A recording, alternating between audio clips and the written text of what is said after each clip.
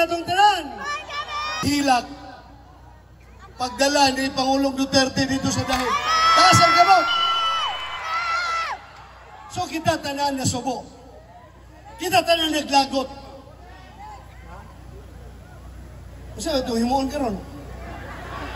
Ha? Kita tanan naglagot. Kabalo ba mo? Pagkahuman nilag biyahe kang President Duterte dito sa dahig. Unsay sunod ka buhato nila? Tanggalon sa pwesto si Vice President Inday Sara. Mao na po na buhato nila. Suluin na kayo ta. Unsa man, sila rin ay katungod nga muhukupot sa rinda sa atong panggobyerno. Kita mga taga Mindanao, dili na pwede. Sila na lang. Usugod pa mo na. Kita dili ta mga second class citizens. Kita Pilipino, kung sila Pilipino, kita po Pilipino. Pariho rata Pilipino, busa dapat dili tanla tandaon ing ana nga daog-daogon ta nila. Kabalo mo, unsay akong hangyoon sa inyo ha, para sobra na. Ilan ang gipalagpot ang atong Pangulo, ilan ang gibiyahe dito, tanan nga balaod ilang gibayolate ang atong konstitusyon, ilan ang giyatak-yatakan ang atong mga legal na proseso, ilan ang gibasura para lang yun matuman ang ilang busa karon. Ako naghangyo kaninyo, kamo ba gusto nga mapapha si Vice President Inday Sara sa iyang pwesto? Ang dili gusto, taas ang kamot.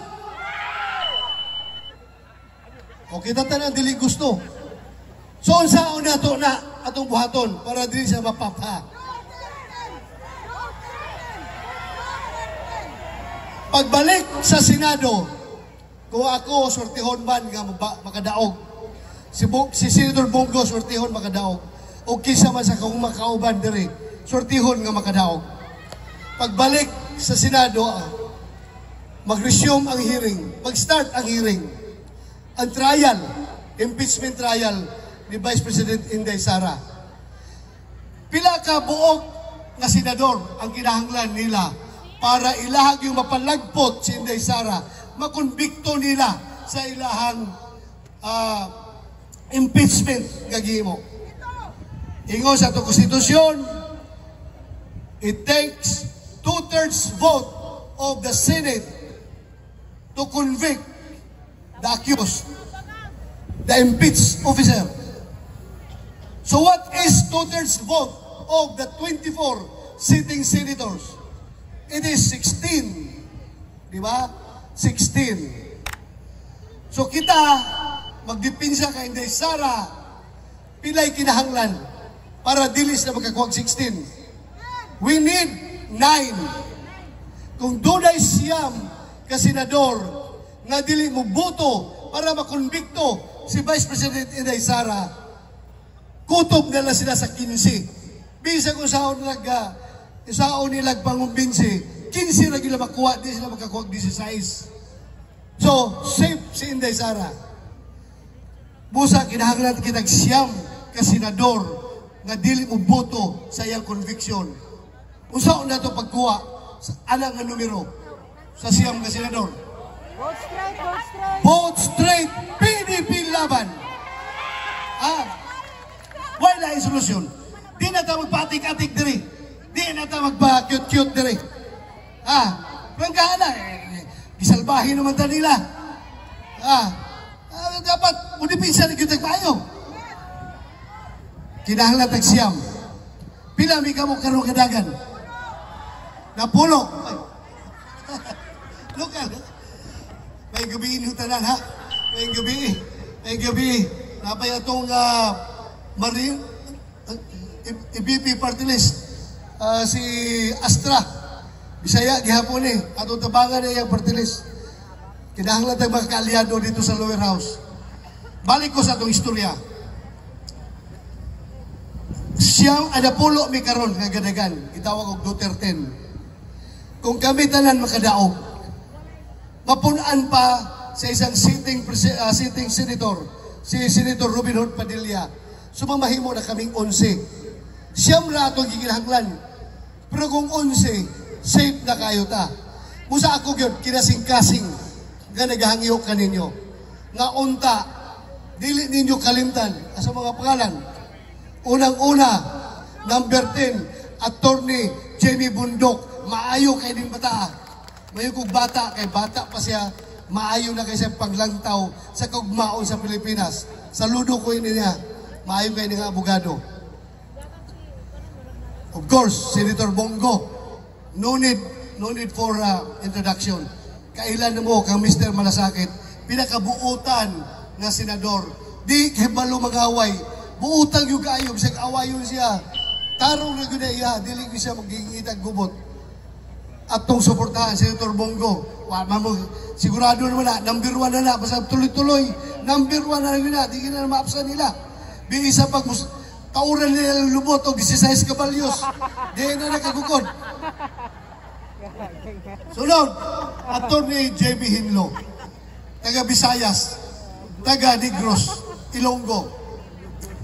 Maayo kayo ng abogado. May ngumin mo, lamang ang abogado pagdating sa Senado o kaya sa Congress. Usa, ako yung gina-endorso kini mga abogado na ito nga kauban. Attorney Raul Lambino, akinig saludo ko ini. Maayo kayo ni siya ang abogado. Lambino case versus Comelec. Lambino versus Comelec. Landmark case na iya, Supreme Court. Maayo kayo. Siya nga itong representante dito sa Luzon. Kini, Attorney Congressman Rodante Marcolita. Maayo kayo ni, fighter kayo. Di sila magsilbing, debate lang. Di na kayahon eh. Maayo kayo. Pastor Apollo Kibuloy, number 53. Kinahanglan na ito, man of God. Ang balaod sa yuta, dapat atong i-match po sa balaod sa langit. Busa, si Pastor Kibuloy, kinahanglan kayo nato as our spiritual member sa atong grupo. Attorney Vic Rodriguez, nakita naman ninyo kung unsa kamaayon ni siya. Di gini siya musugot og korupsyon. Nihawa siya sa gobyerno ni BBM. Pasensya na mo ha kay wala ko'y tingog kay pilakaadlaw na ning kinumbatihay Luzon, Visayas, Mindanao, tuyok na ako. Pait man kayo kay wak man ko'y di man tapra sa uban nga na mga aeroplano na helikopter. Ako kutob na yung motor. Motor na ako tibok Pilipinas. Maunang bulad perminti sa adlaw. Wala na tingog. O sige lang, human na lagi ni. Hapit na ni Muhammad. Gamay utong na lang ni. Human na lagi ni. Kini. Ipi Salvador. Mingon mo artista. Artista lang. Pero mo kibalo kung unsa ka busilak sa iyang kasing-kasing. Unsa ka gwapo sa iyang kasing-kasing. Gwapo kayo nga tao. Limpyo nga tao. Kabalo, ako personally, kaila ko siya. Gwapo kayo, katuyuan para sa gugmao sa itong nason. Philip Salvador. Premiadong aktor. Doc Marites Mata. Lalaki ni ha? Dili babae kay Marites. Doc Marites Mata. Doktor. So, kompleto ng line-up na ito. Naatay pastor, naay doktor, naay premiadong aktor, doon ay Mr. Malasakit, doon ay pulis-pulis, o tanan, abogado. So, gwapo kayo ang line-up na mo. So, kaya ba natong suportahan ang line-up na mo? Ako, tininood ako hangyo ninyo ba? Biso na kayo ng daog-daogon, matay pa, di na ta padog-daog. Musukol ta! Sukol ta! Dili pwede na, unikamo ta! Mubarog tang taga Mindanao. Ako isip inyong representante sa Mindanao. Ako, senador nyo sa Mindanao. Musultig yun ko ninyo, na kinakong kinabuhi, dugay rin ako ng kinasugal para sa kayuhan sa atong nason. Sugod pa ko sa akong pag-graduate sa PMA. Puro nagira sa MP akong giyagian. Kaluoy sa Diyos. Buhi paghapon tahantod karon. Tungod kay gusto sa Ginoo, dapat ay misyon nga pagkabuhaton. Di sa kay ko helicopter, bagulang, pahatod ko sa Bagyo. Pag naog na ko sa helicopter, gihatod ko dito sa Bagyo. Pagbalik sa helicopter, nahulog ang helicopter. Luoy kayong piloto namatay. Mut pasabot, napagyapo yung misyon nga gihatag atong Ginoo. Naluwa man niya gihulog to nga na ako dito. Pag naog na ako, saka pa nahulog. So, maura na mga kaigsuunan ko, di na ako tas-on. Kaya wala ko'y tingog. Pero, unda, ako maghahangyo usap ka ninyo. Tabangitag ampo. Nga unda, makauli na si Tatay Digong. Diba? Ampo tantanan si Ginoo. Wa may lain mas powerful pa din si kalibutan. Kundi ang atong Ginoo ra gyud. Ampo lang ta sa Ginoo. Basig makauli na si Tatay Digong sa labing sayong panahon. O isa pa kapag ampo na to, nga unta, tagaan siya og maayong panglawas para iyahang malusutan kini sitwasyon, kining mga pagsulay ngayang giatubang karon. Kay kaluoy sa tao, pagkahuman niya gisugal ang iyang kinabuhi para sa atong nasod, nagaingon na siya, I'd rather live in hell as long as my people are living in paradise. So muna nahitabo karon sa iya. Nakakaroon siya sa impyerno dito sa ICC. Masang importante, wala mamahimong narco-state ang Pilipinas. Nga nung nag-wage big war on drugs.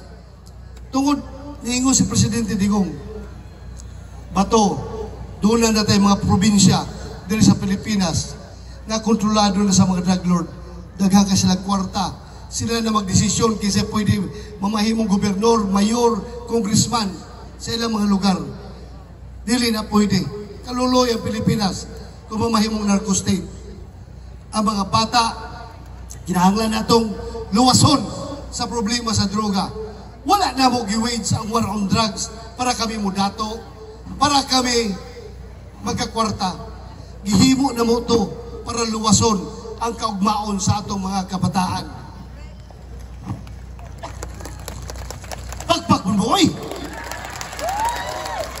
Kaya bitaw, tinuod na, gihimo na mo to para sa kabataan. Pero karon salita mo sa iya, tungod sa politika, laban bawi ang gobyerno. Ingon, dili daw nila recognize ang jurisdiction sa ICC. Kaya karon, anong hatod man nila? Sila pa'y naghatod. Pagka na lang yun, no? Pagka na lang yun, nagtuo sila maatik na nila. Pero sige na lang, naanawa na. Ato bangon eh. Di na lang ako kay Tason. Nagkakisalamat sa inyong pagpaminaw. Mayong gabi eh. Kanatong tanan. Mga kaigsunan, alang sa atong seguridad ng kaluwasan.